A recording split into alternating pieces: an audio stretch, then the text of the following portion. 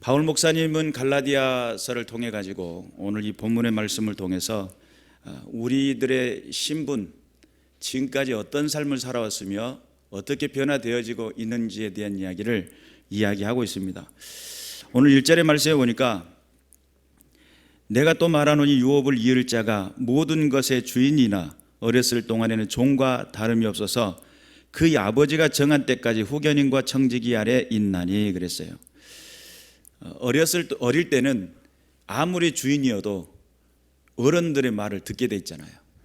그래서 어린 시절 아무리 땅 부자고 아무리 재산이 많다 하더라도 후견인이라고 두어진 또는 가정교사로 두어진 청지기라고 되어진, 청지기는 어떤 사람이냐면 그 가정의 모든 대수사를 맡아가지고 주관하는 사람, 재정적인 부분 또는 거기에 관련된 종들을 함께, 가정 총무 정도 되겠죠.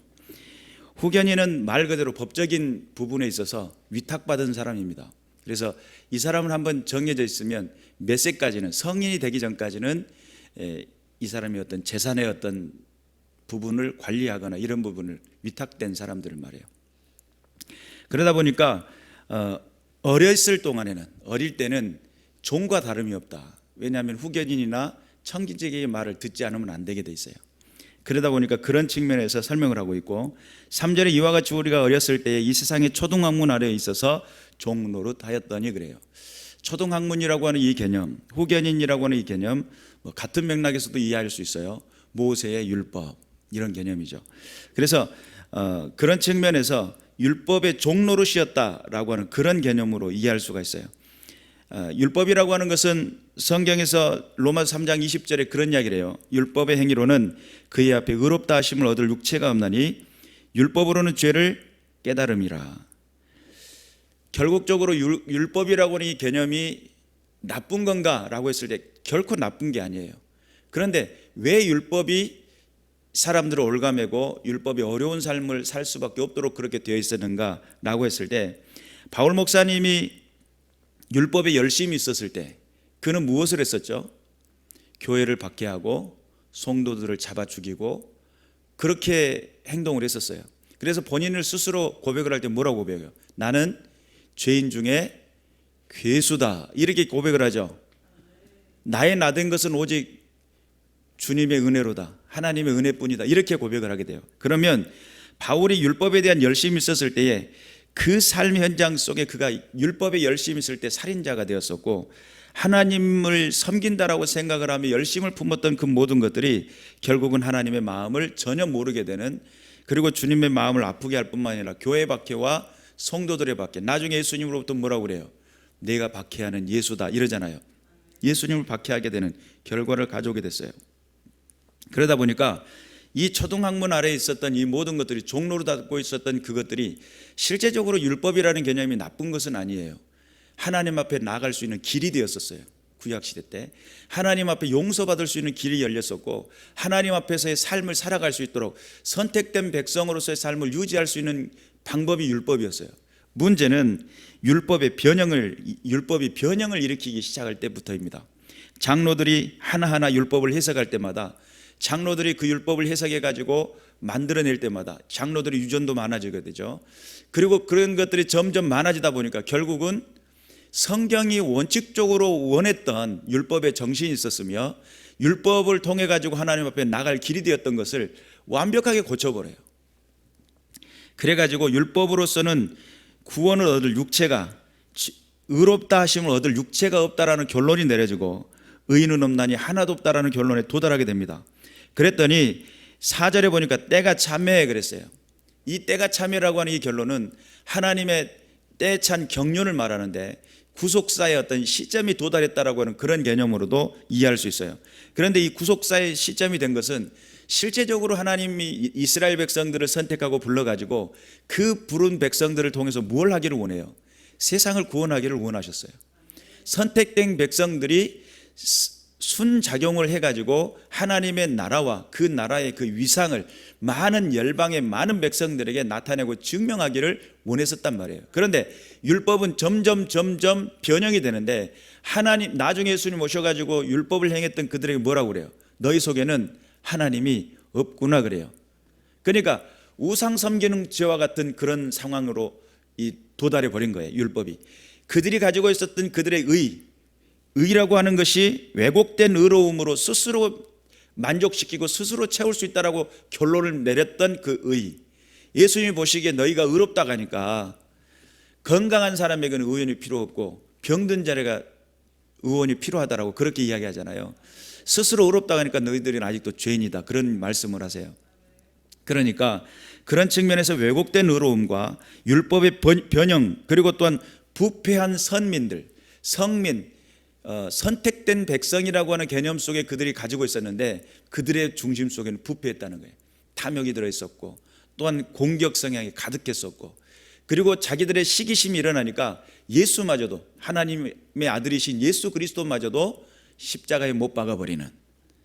그러니까 오늘날 우리에게 그런 일이 없을 것 같은가 라고 했을 때 내 삶의 간섭이라든지 내 삶의 영역의 문제였던 것에 차고 들어올 때 내가 그것을 방어하고자 하는 방어 기제가 결국은 예수님을 못 박아 버릴 수도 있는 겁니다. 이때 당시 이 사람들에게는 순수 율법, 그 율법이 하나님 앞에서 나아갈 길이 되었었고 하나님 앞에 용서받는 길이 되었으며 선택된 백성으로서 살아갈 수 있는 방법이었어요. 그런데 이 율법을 행하는 이 사람들이 예수님이 보시기에 독사의 자제분들아 이렇게 이야기를 하니까 그들에게 있어서는 괴로운 부분이죠. 그래서 정말 흥왕한 복음, 세상을 구원하는 하나님의 나라의 백성으로 만들기를 원했는데 그 세대는 완벽하게 흑암의 땅, 사망의 그늘이 되어버린 겁니다. 그러니까 때가 참에라고 하는 이 단어 속에는 하나님의 그 경륜으로 세상을 구원하고자 하는 구속개혁이 지금 현재 율법으로서는 불가능하다라는 결론에 도달하게 된 거예요. 사람의 노력과 사람의 의지와 사람의 수고를 통해서는 어렵다라고 하는 판단에 도달하게 되고, 율법을 통해서 하나님 앞에 나갈 길을 열어두었음에도 불구하고 그들은 그 율법을 완전하게 변형을 시켜버리니까 예수님이 오셔가지고 그들을 계속 지적하잖아요. 어떻게 사람의 말로 하나님의 그 율법을, 하나님의 법을 변개할 수 있느냐라고 하면서 한탄하시는 장면들이 나오죠. 이제 그런 측면에서 때가 찼다라고 하는, 하나님께서 이제는 더 이상 사람의 할 수 없는 그 범주에 도달하게 되니까 이제는 하나님께서 손수 팔 걷어붙이고 바지가랑이 걷어붙이고 이 땅에 내려오시기로 작정했다는 거예요. 그리고 하나님이 그의 아들을 보내사라고 했을 때 이 아들을 보내신 이 사건이 때가 찬 그 경륜에 의해서, 하나님의 구속사의 구속 경륜에 의해서 지금의 이 일이 이루어지고 있다는 거예요. 그리고 여자에게서 나게 하시고 율법 아래 나게 하신 것은 이러는데, 여자에게 낳았다라고 하는 것은 창세기 3장 15절에 뭐라고 그래요? 여자의 후손은 뱀의 머리를 상하게 할 것이고 뱀은 여자의 후손을 발 뒤꿈치를 상하게 할 거다, 이런 말씀 들어보셨죠? 이것을 원복음이라고 그래요. 처음에 하나님께서 구속사의 계획을 이루고자 하는 계획이었어요. 그런데 여기서 여자의 후손이라고 하는 이 개념은 이 땅에 존재하는 모든 이들이 대부분이 남자의 후손이에요.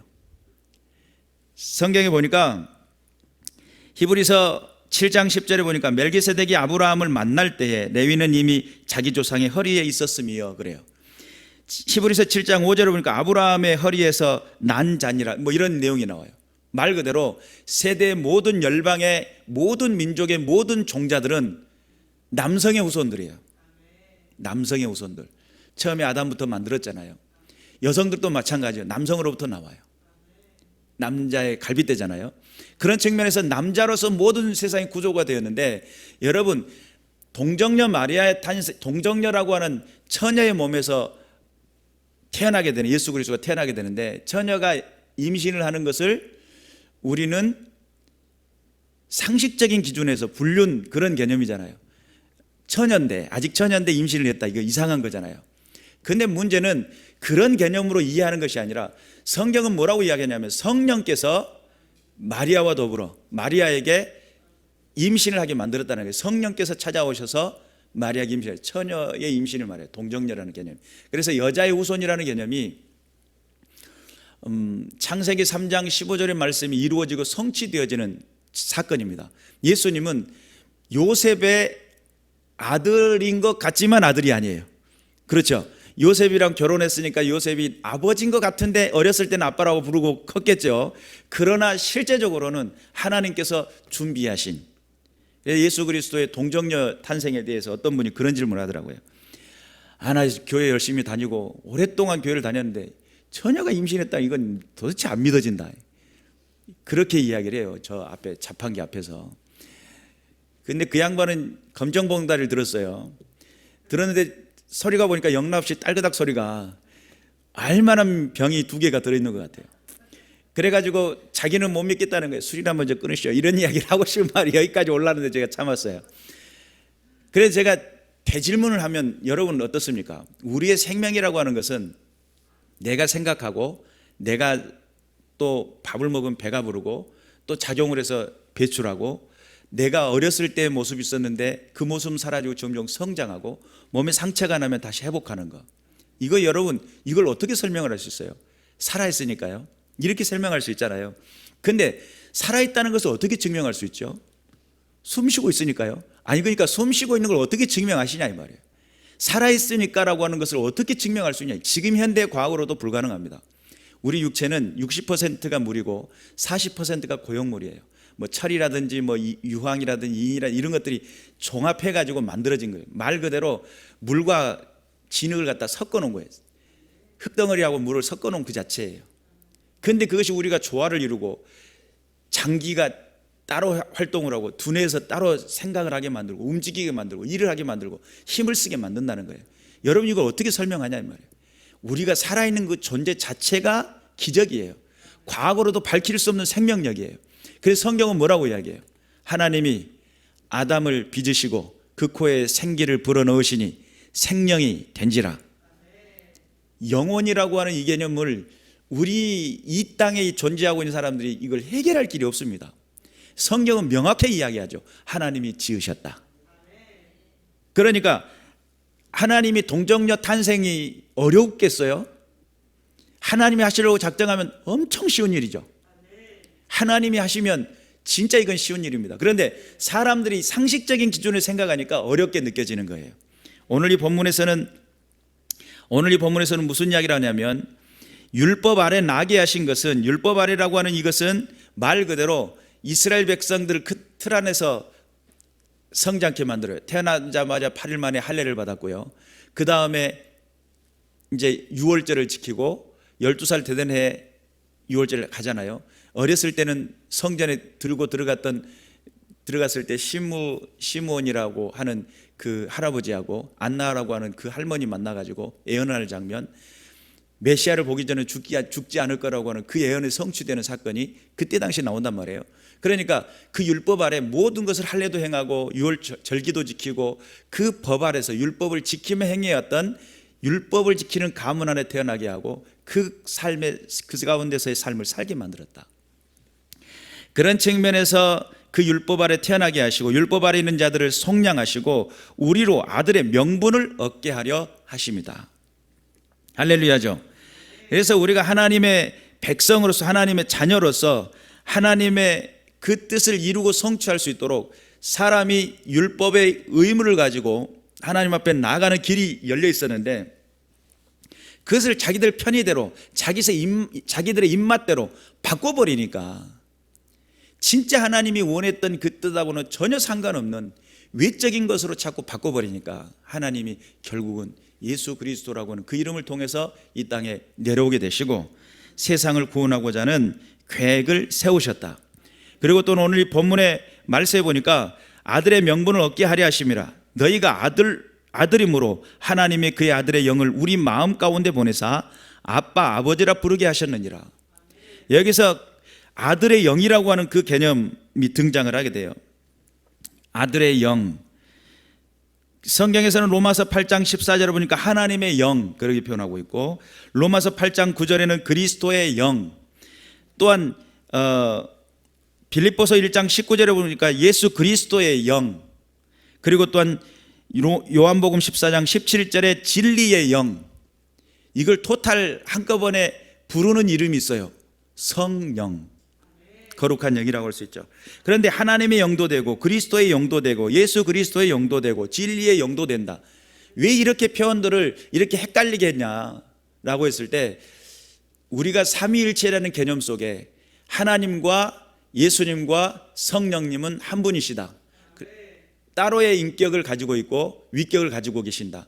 어떤 하나의 일체라고 하는 삼위일체의 개념 속에 그래서 하나님의 영도 되고 그리스도의 영도 되는 하나님의 성령의 진리의 영도 되는 그래서 삼위일체라는 개념을 이야기하고 있는 그런 부분이라고 볼 수 있겠는데 아들의 영이 오셔가지고 그 성령을 통해 가지고 우리 마음 가운데 보내사 아빠 아버지라 그렇게 불렀어요. 당시 예수님이 사역을 하실 당시에 그때 당시 율법을 지키던 그 사람들 바울 세대 뭐 이런 사람들 그 이전 세대 그 이후 세대 그들은 아들이라고 하는 이 개념을 하나님을 아버지라고 하는 개념을 좀 불경스럽게 생각을 했어요. 예수님이 보내신 자 자기 당신을 아버지 하나님을 아버지라고 부르는 사건이 있었는데 그것을 뭐라고 그래요? 신성 모독이다 그러잖아요. 어떻게 사람이 하나님을 아버지라고 부를 수 있냐? 아버지라고 부르는 것은 말 그대로 예수님이 하나님의 아들 돼 버리니까 하나님의 위까지 올라가 버린 거 아니냐라고 해가지고 그때 예수님을 십자가에 못 박았던 그 핵심적인 중요한 이 제목 중에 한 가지가 신성모독이었거든요. 이게 당시 예수님 시절 때에 예수님뿐만 아니라 그 시대의 율법주의자들 가운데는 하나님을 아버지라고 부르는 그 자체가 약간 불경스럽게 여겼고 신성모독이라고 생각을 했으며 하나님은 엄청 위대하고 우리와 관계가 다 이래서 무조건 이렇게 엎드려야 되는. 근데 예수님 오셔가지고 그런 그 고백을 하시는 장면이 마가복음 14장 36절에 보니까 아빠 아버지여 아버지께서는 모든 것이 가능하오니 이 잔을 내게서 옮기시옵소서. 그러나 나의 원대로 마옵시고 아버지의 원대로 하옵소서. 이런 장면이 나와요. 그러니까 예수님이 친히 하나님을 아빠 아버지라고 불렀다는 거예요. 옆에 듣고 있던 사람들이 얼마나 깜짝 놀라겠어요. 겟세마네 동산에서 마지막 밤 잡히시기 전날에 이 하나님 앞에 기도하고 있는 장면이에요. 겟세마네 동산에서. 그래서 우리가 하나님의 말씀 앞에서 우리가 분명히 깨달아야 될 것은 당시 율법은 철저하게 하나님과 우리 사이의 격에 대한 분리를 두려고 했는데 하나님은 우리와 더불어 친밀해지려고 하고 가족이 되고 싶어 하셨고 또한 하나님은 우리와 더불어서 함께 임마누엘이라고 하는 하나님과 우리와 함께 하시고자 하는 동행이라고 하는 개념 속에 연합을 이루려고 하는 하나님의 계획이 있었다. 그런데 율법이라는 개념을 지키는 사람들은 철저하게 하나님과 우리를 분리를 시키고 그 분리했던 가운데서 하나님의 명령한 명령을 지켜 행하며 하나님을 섬긴다고 했지만 실제적으로 하나님이 계시지 않고 자기의 편의대로 말씀을 고쳐가면서 내가 편한 대로 하나님을 섬겼다는 거예요. 그러니까 결론적으로 당시 하나님과 친밀해지고 하나님을 아버지라 부르고 하나님과 더불어 함께하는 연합과 또한 가족과 오이코스가 되는 가족과 그런 관계 속에서의 삶의 영역으로 우리를 부르고 초청하고 계시는 그 하나님의 그 의중을 헤아리지 못하고 있었던 그 당시에 바울의 이 선포는 그들에게 있어서 엄청난 놀라운 선포가 됩니다. 그래서 그러므로 내가 이후로는 종이 아니요 아들이니 아들이면 하나님으로 말미암아 유업을 받을 자니라. 아빠 아버지라 부름과 동시에 신분의 변화가 일어났을 뿐만 아니라 하나님을 아버지라 부름으로 인해서 하나님의 그 유업 하나님의 그 나라를 상속받게 되는. 여러분 하나님이 아버지가 되지 못하면 어떻게 하나님을 아버지라고 부르냐고. 어느 시아버지가 그랬다죠. 며느리가 아버지 그러니까 자기도 아버지라 할 수가 없어서 이걸 어떻게 불러야 되냐. 네가 아버지면 나는 뭐라고 불러야 되냐. 족보적인 부분을 따지고 보자 뭐 이런 식의 이야기를 했다고 그러는데 우리는 하나님이 지으신 피조물이에요. 우리가 과연 무엇이 간데 우리를 그런 모습으로 우리의 모습이 그런 모습이었음에도 불구하고 하나님은 나를 부르셔서 나를 아빠라고 불러봐.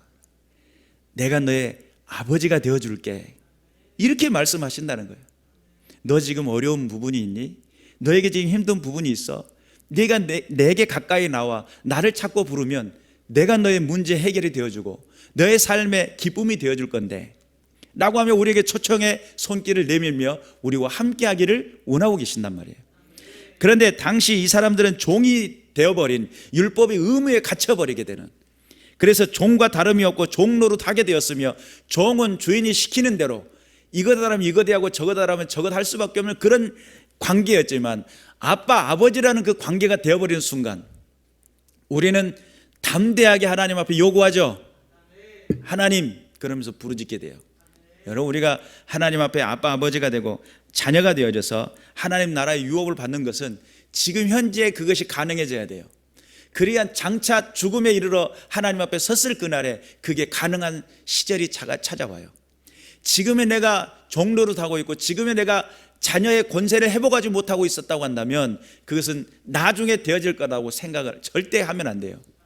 그러니까 구원이라고 하는 그 자체 속에는 죽어서 천국 가는 것이 아니고, 구원이라고 하는 것은 지금 내가 살아서 예수 그리스도의 복음 안에 살고 생동감 있게 하나님을 고백하며 아빠, 아버지라고 고백할 수 있는, 할렐루야죠. 그래서 우리가 하나님 안에서 자유로운 삶이 자유자가 되게 되고 하나님의 자녀로서의 선택의 권한에 들어왔다는 것, 하나님 앞에 영광을 돌려드리는 믿음의 군사들 되시기를 주님의 이름으로 축원합니다. 그래서 성경에는 그런 이야기가 나와요. 나는 너희 아버지가 되며 너희는 내 자녀가 되리라. 나는 너희 하나님이 되며 너희는 내 백성이 되리라. 이것이 메시아를 통해서 예수 그리스도라고 하는 그리스도가 이 땅에 오게 되면, 메시아가 오게 되면 그러한 세대가 열릴 것이다. 결론적으로 예수 그리스도가 이 땅에 오심으로 인해서 하나님과 우리가 결코 그냥 헛되게 아주 멀리 있는 그런 관계가 아니라 가족이 되고 동행하며 연합되어지는 그리스도의 그 은혜가 있다는 사실, 하늘나라의 그 유업을 받는 믿음의 군사가 되었다는 사실 믿으시기를 주님의 이름으로 축원합니다. 하나님은 살아계시죠? 축복의 주인공이 됩시다. 기도하겠습니다.